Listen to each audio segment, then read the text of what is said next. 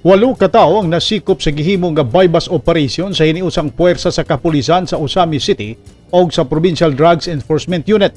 Ang maong operasyon ang ipangunahan nila ni Usami City Chief of Police Major Dinestano o PDEO Chief Police Lieutenant Elwood Malanog.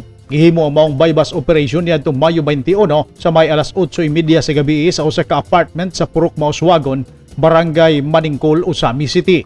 Nakuha gikan sa mga suspek ang 25 gramo sa gituang shabu kay dunay street value nga moabot og 170,000 ka pesos. Ang 8 ka mga suspek na ila sa kapulisan nga sila si Mary Ann Lambayong, 36 anyos, dalaga, walay trabaho, residente sa Purok 9, Barangay San Antonio, Usami City. Agnes Bama, 29 anyos, dalaga o residente sa Purok Malig-on, Barangay Tinago, Usami City. Julius Balansag, 36 anyos, usa ka empleyado sa LGU Clarin og nagpuyo sa Poblasyon 1, Clarin, Misamis Occidental. Julieta Ivasco, 46 anyos, vendor og residente sa Purok 4, Barangay Calabayan, Usami City.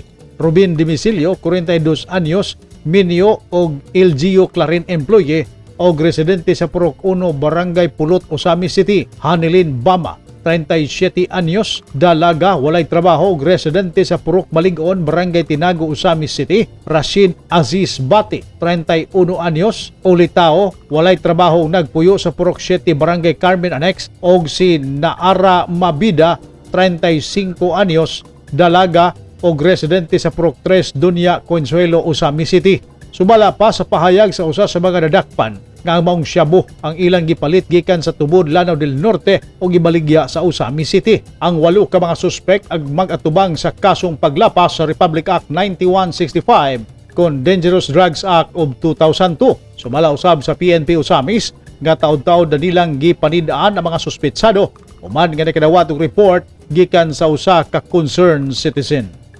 Neptali Batolino, Newsline Philippines, Province of Misamis Occidental. Stay safe.